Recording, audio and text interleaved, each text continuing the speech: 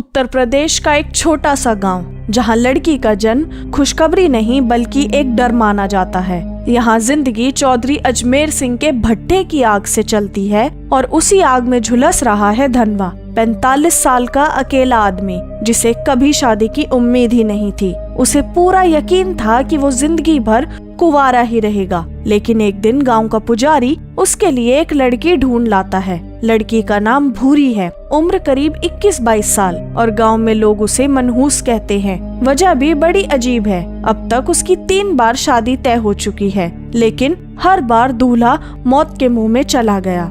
एक की मौत मंडप में हो गई, दूसरा रिश्ता कभी मुकाम तक नहीं पहुंचा और तीसरा सबसे दर्दनाक था जब शादी के दिन ही दूल्हे की घोड़े से गिरकर मौत हो गई। भूरी की शादी में 5 खास लोग आते हैं। पहला, चौधरी अजमेर सिंह, गांव का सबसे बड़ा जमींदार और रोजगार दाता। दूसरा, उसका मैनेजर सौरभ, जो पहले मजदूर था लेकिन अब चौधरी का खास गुंडा बन चुका है, जिसका काम मजदूरों से हफ्ता वसूली और दबंगई दिखाना है। तीसरा, गांव का पंडित, जो धर्म के नाम पर ढोंग करता है, पैसे के लिए तंत्र मंत्र रचता है और औरतों की इज्जत लूटना ही उसका असली चरित्र है। चौथा, गांव का दुकानदार, जो उधार देता है पर बदले में औरतों के जिस्म पर बुरी नजर डालता है। और पांचवा, सबसे खतरनाक, गांव का डॉक्टर, जिसे लोग भगवान के रूप में देखते हैं, लेकिन असल में वो इंसानियत का सबसे बड़ा गुनहगार है। शादी में चौधरी के 2 छोटे भाई दया और गोपाल भी मौजूद होते हैं, जो अपने बड़े भाई पर इस बात का गुस्सा निकाल रहे होते हैं कि उसने धनवा की शादी इतनी जवान और खूबसूरत लड़की से कैसे होने दी। दोनों गांव के छटे हुए बदमाश होते हैं और शायद ही गांव में कोई ऐसी लड़की बची होगी जिस पर इनकी गंदी नजर ना पड़ी हो। शादी वाले दिन जब पूरा गांव दावत में मस्त होता है, उसी रात चौधरी के दोनों भाई गांव की एक मानसिक रूप से बीमार लड़की बसंती को बहला फुसलाकर जंगल ले जाते हैं और दरिंदगी की सारी हदें पार कर देते हैं और बाद में इस डर से कि कहीं वो किसी को सच न बता दे, उसे बेरहमी से मार डालते हैं और लाश नदी में फेंक देते हैं, ये सोचकर कि ये मामला भी पहले की तरह दब जाएगा। लेकिन इस बार बात सिर्फ कुकर्म तक सीमित नहीं होती, ये एक हत्या भी होती है।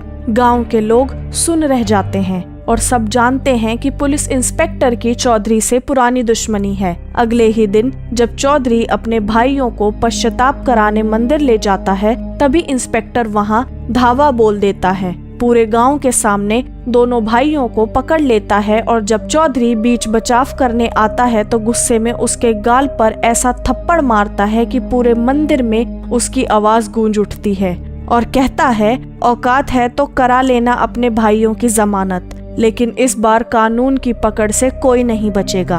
भले ही उसके पास सीधा सबूत नहीं होते, पर उसे पूरा यकीन होता है कि डीएनए टेस्ट सच को उजागर कर देगा।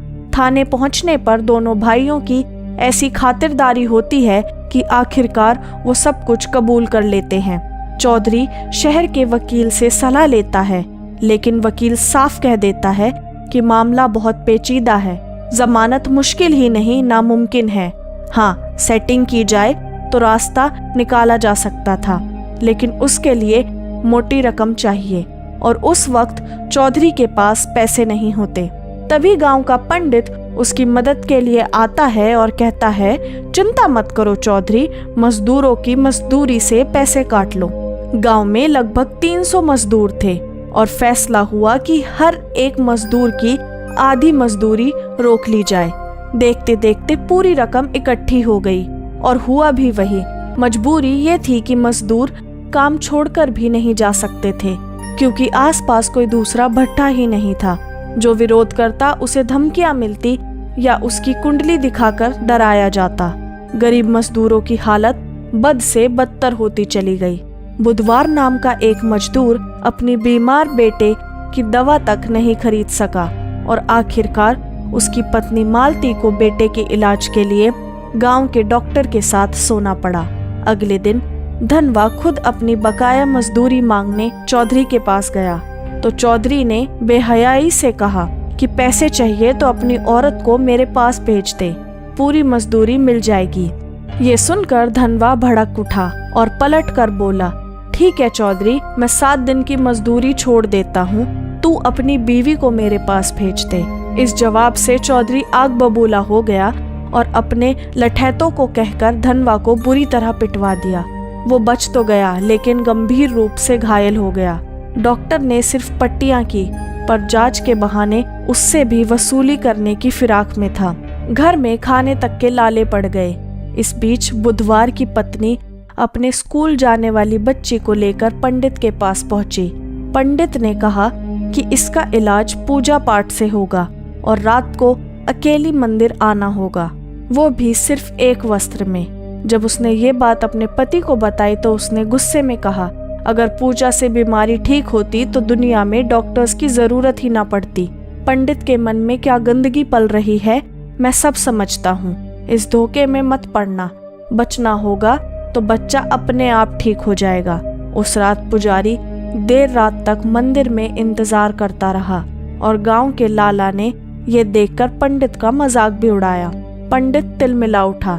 ये सुनकर डॉक्टर ने ठंडी सांस भरते हुए कहा, चिंता मत करो, अब देखो मैं क्या करता हूँ। अगले दिन डॉक्टर ने चौधरी की मदद से पंचायत बुलाई और पूरे गांव के सामने हाथ में एक मेडिकल रिपोर्ट लहरा कर बोला कि गांव में महामारी फैलने वाली है और इस बीमारी का कारण धनवा है।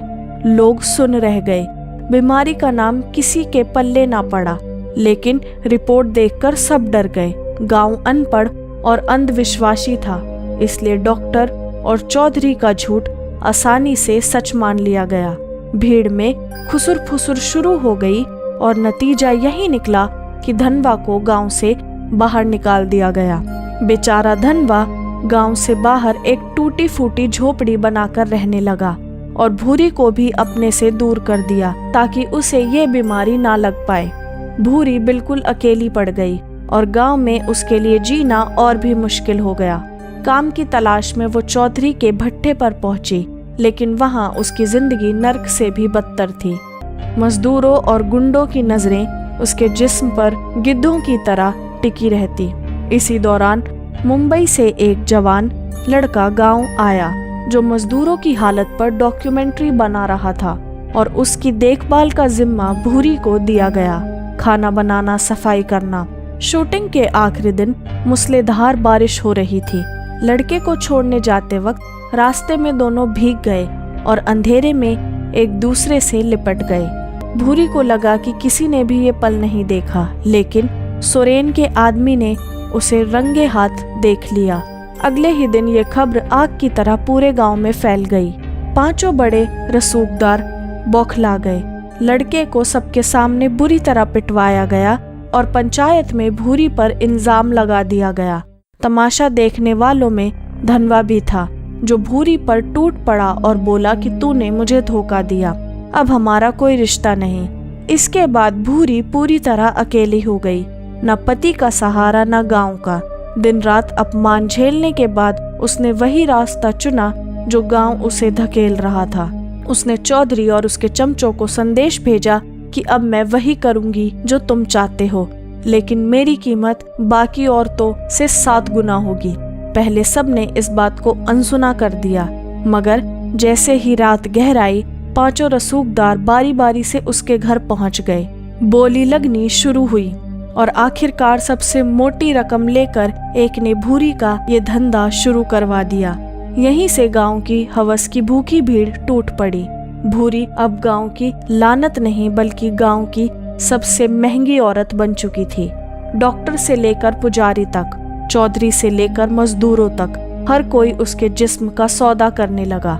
जो औरत अपने अधिकार के लिए लड़ सकती थी, अब वो पूरे गांव की हवस का खिलौना बन चुकी थी और अब गांव में ये सब आम बात हो चुकी थी। भूरी की इज्जत बिक चुकी थी और कोई रोकने टोकने वाला नहीं था। उधर चौधरी अपने भाइयों की जमानत के लिए वकील के पीछे भाग दौड़ कर रहा था, लेकिन किस्मत को कुछ और ही मंजूर था। पैसे देने के बाद भी उसी वक्त जज का तबादला हो गया और चौधरी का पैसा डूब गया। वकील ने नया तरीका बताया कि बसंती की दादी से समझौता कर ले, वो केस वापस ले लेगी। भारी मन से चौधरी दादी के पास पहुंचा। लेकिन वहाँ उसे एक ऐसा सच सुनने को मिला जिसने उसकी रूह हिला दी। दादी ने कहा, बसंती तेरी ही बेटी थी। चौधरी का दिल धक से रह गया, क्योंकि सालों पहले उसका एक अवैध रिश्ता था और उसी से बसंती पैदा हुई थी। वो भले ही दिमागी तौर पर कमजोर थी, लेकिन खून तो चौधरी का ही थी। ये सच जानकर चौधरी अंदर से टूट गया। गहरी खामोशी और तनाव ने उसकी आत्मा को घेर लिया। वो किसी से बात नहीं करता, हर वक्त गुमसुम बैठा रहता और आखिरकार मानसिक दबाव के कारण उसकी मौत हो गई। किसी को समझ ही नहीं आया कि चौधरी जैसे ताकतवर आदमी का अंत इतनी चुप्पी से कैसे हो गया। लेकिन चौधरी की मौत के बाद भी गांव की गंदगी बंद नहीं हुई। इसी बीच डॉक्टर की बेटी भी बीमार पड़ गई और गुप्त रूप से इलाज कराने पर पता चला कि उसे एड्स हो गया है। गुस्से में डॉक्टर उसे मारने पीटने लगा और पूछता रहा कि किस से मुंह काला किया। लड़की ने बताया कि उसका अफेयर डॉक्टर के असिस्टेंट मनु से था। जब मनु की पिटाई हुई तो उसने कबूल किया कि वो भूरी के पास भी जाता था। भूरी का नाम सुनते ही डॉक्टर का चेहरा जर्द पड़ गया, क्योंकि उसे याद आ गया कि वो खुद भी कई बार भूरी के पास जा चुका था। मतलब भूरी अब मौत की वजह बन चुकी थी। धीरे धीरे पूरे गांव में मौत का सिलसिला शुरू हो गया। औरतें हों या मर्द, सबकी हालत बिगड़ने लगी। जब मीडिया तक ये खबर पहुंची कि गांव में महामारी फैल रही है, तब 100 से ज्यादा लाशों की जांच हुई और रिपोर्ट सामने आते ही एड्स का खुलासा हो गया। पूरे गांव में हाहाकार मच गया। अब लोग किसको दोष दें, सबकी उंगलियां धनवा की तरफ उठने लगी, क्योंकि वही था जिस पे सालों पहले एड्स होने की बात कही गई थी। गुस्से में भरे गांव वाले उसे पीटकर थाने ले गए, लेकिन जब उसका खून टेस्ट हुआ तो सच सबके सामने आ गया। धनवा को कभी कोई बीमारी थी ही नहीं। असल में डॉक्टर ने पंचायत में झूठी रिपोर्ट दिखाई थी। असली बीमारी भूरी को मुंबई से आए उस लड़के से पहुंची थी जो डॉक्यूमेंट्री शूट करने आया था, और वही जहर धीरे धीरे पूरे गांव में फैल गया। सच सबके सामने आते ही गांव वालों का गुस्सा फूट पड़ा और उन्होंने डॉक्टर, लाला, पंडित और श्रोयान को घेर लिया। पुलिस ने भी आंखें मूंद ली और उस दिन पूरा गांव भेड़ियों की तरह उन पर टूट पड़ा। इतना मारा कि वो वहीं तड़प तड़प कर मर गए। उधर जब धनवा को पता चला कि भूरी भी उसी बीमारी की चपेट में आ चुकी है, तो वो उसे आखिरी बार देखने गया, लेकिन तब तक भूरी की मौत हो चुकी थी। धनवा ने भारी दिल से उसकी चिता सजाई और पूरे सम्मान के साथ उसको अंतिम विदाई दी। ये पूरी कहानी बस यही बताती है कि अपने कर्मों से कोई नहीं बच सकता। जो जैसा बोता है वैसा ही उसे काटना पड़ता है। अगर आपको ये कहानी पसंद आए तो वीडियो को लाइक करें और चैनल को सब्सक्राइब करें।